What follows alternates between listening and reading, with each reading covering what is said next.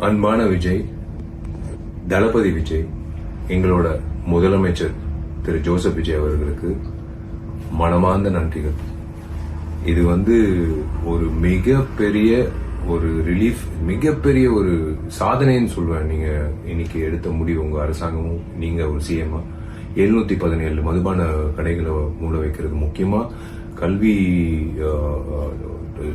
Schools பக்கத்துல, முக்கியமா கோயில் பக்கத்துல, முக்கியமா பொதுமக்கள் நடமாறும் பக்கத்துல 717 கடைகள் நீங்க 2 வாரத்துல மூட சொல்லி உத்தரவு விட்டது ரொம்ப ரொம்ப நன்றிங்க.